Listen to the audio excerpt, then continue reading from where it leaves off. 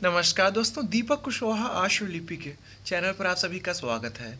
और आज के इस वीडियो में बात करूंगा उत्तर प्रदेश लोक सेवा आयोग की कुछ भर्तियों की सीबीआई जांच चल रही है पिछले 6 वर्षों से। ठीक है, अच्छा, उसमें यह भी है कि सीबीआई को मतलब कि सुराग भी मिले हैं कि हाँ इन भर्तियों में गड़बड़ी हुई है और मतलब इस स्तर की धांधली हुई है, इन सब की उनको जानकारी मिली हुई, लेकिन अभी तक कुछ हुआ नहीं, मतलब कि कोई गिरफ्तारी नहीं उसमें। जैसे कि ये अपर नई सचिव परीक्षा हो गई, ठीक है, 2010 वाली, और फिर इसी तरीके पीसीएस परीक्षा 2015 की, और भी तमाम तरीके की भर्तियां हैं।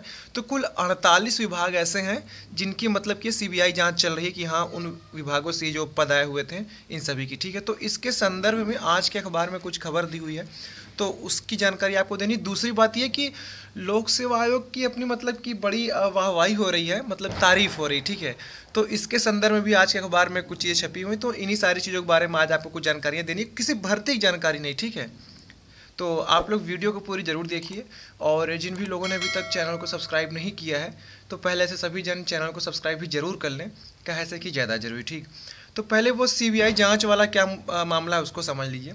तो आज का हमारा जो अखबार है, लिखा है कि सीबीआई ने 48 विभागों की सीधी भर्ती पर उठाए हैं सवाल।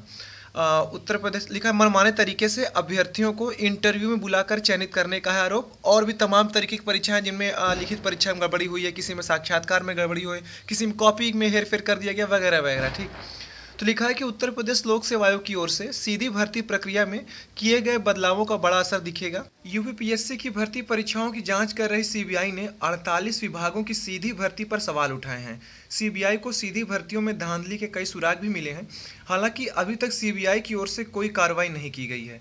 सीधी भर्ती में गड़बड़ी के आरोप लंबे समय से लगते रहे, यही वजह है कि आयोग ने जब सीधी भर्ती की प्रक्रिया बड़ा बदलाव करते हुए चयन में स्क्रीनिंग परीक्षा के 75% अंक जोड़ने का निर्णय लिया है और इसे तत्काल प्रभाव से लागू भी कर दिया है। पहले केवल साक्षात्कार के आधार पर अभ्यर्थियों का चयन कर लिया जाता था, अब सीधी भर्ती में साक्षात्कार के केवल 25% अंक ही जोड़े जाएंगे। सीबीआई ने जब आयोग की भर्ती परीक्षाओं की जांच शुरू की तो मेडिकल और इंजीनियरिंग विभाग में हुई सीधी भर्तियों में सीबीआई को कई गड़बड़ियां मिलीं। अभ्यर्थियों को इंटरव्यू में बुलाने के लिए कोई एक मानक नहीं था, विभिन्न भर्तियों में अलग अलग मानकों के तहत अभ्यर्थियों को बुलाया गया। कहीं पदों की संख्या के मुकाबले 2 गुना तो कहीं 3 गुना अभ्यर्थी इंटरव्यू में बुलाए गए।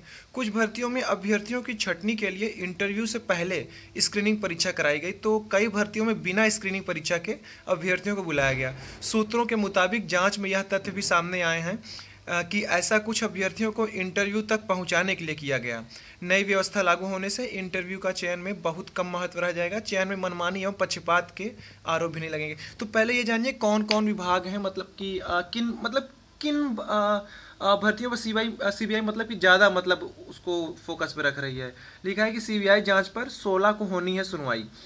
सीबीआई 5 वर्ष से अधिक समय से आयोग की भर्ती परीक्षाओं की जांच कर रही है। पीसीएस परीक्षा 2015 और एपीएस परीक्षा 2010 यानी कि अपर नई सचिव 2010 में धांधली को लेकर सीबीआई मुकदमा भी दर्ज करा चुकी है। सीधी भर्तियों में भी सीबीआई को गड़बड़ी के सुराग मिले हैं, लेकिन किसी भी मामले में सीबीआई ने अब तक किसी के खिलाफ कोई सीधी कार्रवाई नहीं की है। अब बताओ, सुराग भी मिल गया तब भी कार्रवाई नहीं हो रही है, और यहाँ तो सुरागों नहीं मिलता तब वो लगे रहते हैं पीछे। खैर, सीबीआई जांच में तेजी लाने के लिए एसआईटी गठित करने की मांग को लेकर प्रतियोगी छात्र संघर्ष समिति के अध्यक्ष अवनीश पांडे ने हाईकोर्ट में याचिका दाखिल की थी, जिस पर 16 नवंबर को सुनवाई होनी है। यह याचिका 2019 में दाखिल की गई थी, यानी कि इसी महीने की 16 तारीख को सुनवाई होगी कि पिछले 5-6 वर्षों में जो सीबीआई जांच चल रही है, अगर उससे कुछ ना हो तो एसआईटी की जांच की मांग की गई। ठीक है, तो इसको करा करके जल्दी से इसका निपटारा किया जाए। और क्योंकि सोचने वाली बात है, 2017 में सरकार आई थी इनकी, तभी से शायद जांच चल रही। ठीक, आज 6 साल हो रहा है, असुराग भी मिल गया है, सब कुछ पता चल गया, तब वो कुछ नहीं हो रहा है। तो यही सारी चीज़ें हैं, और उसमें भर्ती फंसी हुई है ये अपर नई सचिव भी, क्योंकि उनकी जो नियुक्ति हुई है अभी, तो उसमें एक शब्द लिखा हुआ है उनके मतलब कि स्थायीकरण में कि आपकी ये जो स्थायीकरण आपको किया जा रहा है वो इसके तहत मतलब कि सीबीआई जांच के दायरे में आप रहेंगे, जो भी कल को फैसला आएगा तो वो लागू होगा। तो ये हो गया। पीसीएस परीक्षा 2015 भी चल रही। ऐसे तमाम तरीके की परीक्षाएं हैं जिनमें मतलब कि इनको गड़बड़ी के सबूत मिले हैं। तो देखिए अब क्या ही होता है, बाकी 6 साल से जांच चली रही है, चलती रही, क्या दिक्कत है। ठीक है, आप सभी के लिए एक ज़रूरी सूचना लेकर के आया हूँ। आप लोग तमाम भर्ती परीक्षाओं की तैयारी करते हैं, जैसे कि समीक्षा, सहायक समीक्षा अधिकारी, पीसीएस जैसी, ठीक है। तो इन सभी की बेहतरीन तैयारी के लिए आप लोगों ने फिजिक्स वाला कोचिंग का तो नाम सुना ही होगा। ऑनलाइन क्षेत्र की काफ़ी उम्दा कोचिंग संस्थान है, ठीक है। तो दिवाली के उपलक्ष्य में ये लोग अपने तमाम तरीके कोर्स लेकर के आए हों, जिसमें आपको छूट दे रहे हैं, उसमें कुछ ना कुछ आपको इनाम भी दिया जा रहा है। तकरीबन 70% की छूट चल रही है, ठीक है। तो जैसे कि वहाँ समीक्षा अधिकारी, सहायक समीक्षा अधिकारी, या आपका पीसीएस हो गया, पीसीएस उत्तर प्रदेश का भी हो गया, बिहार का भी हो गया, और ये अपर निजी सचिव, इन सभी परीक्षाओं की तैयारी करवा रहे हैं, ठीक है। तो जैसे कि इनका कोर्स पहला है सक्षम, ठीक है। ये बिहार पीसीएस की तैयारी करवा रहे हैं, प्रारंभिक और मुख्य परीक्षा दोनों के लिए मात्र 3,499 में, ठीक है। इसी तरीके इनका प्रथम 2.0 बैच है, ये उत्तर प्रदेश पीसीएस के लिए, हिंदी और अंग्रेजी दोनों माध्यम वालों के लिए, प्रारंभिक परीक्षा और मुख्य परीक्षा दोनों के लिए, ठीक है। एक ही बार में आपको शुल्क देना है 3,499 इसी तरीके सक्षम 4.0 बैच है, ये आपका पीसीएस का है, ठीक है। ये भी हिंदी अंग्रेजी माध्यम हो गया 3,499 में। इसी तरीके इनका समीक्षा बैच है, यानी कि समीक्षा अधिकारी, सहायक समीक्षा अधिकारी, इसकी तैयारी करवा रहे हैं मात्र 1199 में। अब इसे सस्ता का चाहिए, ठीक है। इसी तरीका इनका एक अंतिम बैच है अपर निजी सचिव, ये हो गया आपका 799 में। एपीएस में कुछ लोग शिकायत कर रहे हैं कि शायद एक कोर्स नहीं पूरा हो पाएगा, ठीक है। तो इसको छोड़ कर करके अगर आपको बाकी चार चीज़ें का आप तैयारी कर रहे हैं तो उसके लिए अपनी कर सकते हैं, ठीक है। बाकी मैं नीचे कमेंट में, डिस्क्रिप्शन में आपको लिंक दे रहा हूँ, तो आप लोग वहाँ से जाकर इनका ऐप डाउनलोड करिए। और अगर आपको कुछ अतिरिक्त छूट चाहिए तो आपके स्क्रीन पर मेरा कोड है, इस कोड का अगर आप इस्तेमाल करते हैं तो आपको अलग से छूट मिल जाएगी। और सबसे खास बात कि दिवाली का भी आपको जो ऑफर चल रहा है उसकी अलग से छूट मिल रही है। उस कोड का तो अलग है और उसी के साथ साथ उसका दिवाली का भी है, और कुछ आपको शायद इनाम भी मिल सकता है। तो यही सारी चीज़ें हैं, ठीक है। तो अगर आपको लगता है कि आप यहाँ से तैयारी कर सकते हैं तो आप लोग यहाँ से अपनी तैयारी करिए, ठीक है। यहाँ आपको लाइव लेक्चर्स मिल जाएगा, ठीक है, टॉप एजुकेटर्स द्वारा, ठीक। डीपीपी और क्लास नोट्स मिल जाएगी, स्टडी मटेरियल हो गया, और पीवाईक्यू एनालिसिस वगैरह, और भी तमाम तरीके की चीज़ें हैं, ठीक है। तो एक ही जगह पर आपको सब कुछ मिल जाएगा। तो मैं नीचे कमेंट में इसका लिंक दे रहा हूँ, आप लोग वहाँ से जा करके अपनी एकदम धुआंधार तैयारी करिए, ठीक। अब बात कर लेता हूँ लोक सेवा आयोग की सफलता के राज के बारे में, ठीक है। क्योंकि आज के अखबार में, मतलब सभी अखबार, चाहे वो अमर उजाला हो, दैनिक जागरण, मतलब इसको प्रमुखता से छापे हैं इन लोगों ने, ठीक है।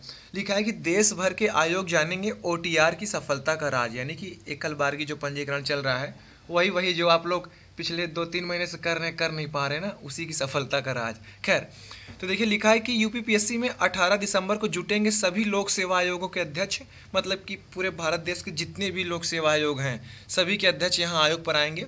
आयोग की कार्यप्रणाली व साक्षात्कार तकनीक से भी होंगे परिचित, ठीक है। लिखा है कि उत्तर प्रदेश लोक सेवा आयोग में 18 दिसंबर 2023 को राष्ट्रीय स्तर की कार्यशाला होने जा रही है, जिसमें देश भर के लोक सेवा आयोगों के अध्यक्ष शामिल होंगे। आयोगों के अध्यक्ष यूपीपीएससी की कार्य प्रणाली एवं इंटरव्यू तकनीक से परिचित होंगे, साथ ही वन टाइम रजिस्ट्रेशन की सफलता का राज भी जानेंगे। सफलता का राज से पता ध्यान आया, आप लोगों ने कर लिया कि नहीं ओटीआर? ना किया तो कर लीजिए, साइट ठीक चल रही है, ठीक है। पता चला सफलता का राज ही बताते रह जाएंगे, तो मतलब कर लीजिए, ठीक है। खैर, यूपीपीएससी देश का एकमात्र आयोग है जिसने ओटीआर को सफलतापूर्वक लागू किया है। हाँ, ऐसा अच्छी बात है तब तो।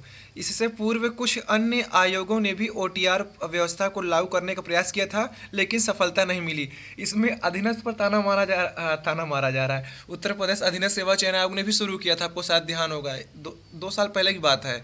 पता नहीं 1 महीना आवेदन चला था, फिर उसके बाद कहानी खत्म, आज तक पता ही नहीं चला क्या हुआ उसका। खैर, ओटीआर की व्यवस्था ने परीक्षा प्रणाली को सरलीकृत किया है। अभ्यर्थियों को अब आयोग की परीक्षाओं में शामिल होने के लिए आवेदन की कठिन प्रक्रिया का बार बार सामना नहीं करना पड़ेगा।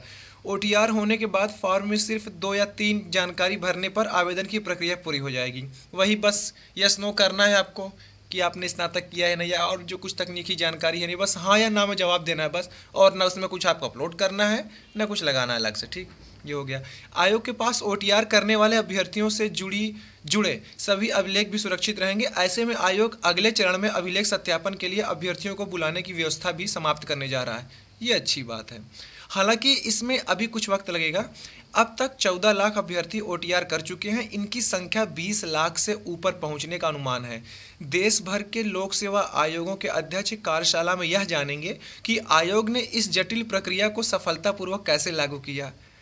अरे, आप लोग ओटीआर नहीं कर पा रहे, पहले उसको आप लोग अपना सफलतापूर्वक भरिए, ये तो चलता रहेगा, ठीक है।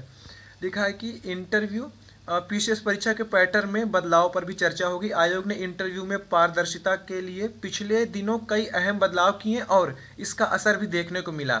ऐसे में अन्य आयोगों के अध्यक्ष यूपीपीएससी की इंटरव्यू तकनीक से भी परिचित होंगे। यूपीपीएससी ने पीसीएस मुख्य परीक्षा के पैटर्न में भी बदलाव किया है। अब वैकल्पिक विषयों की जगह सामान्य अध्ययन की, ये तो आपको सारी चीज़ पता है।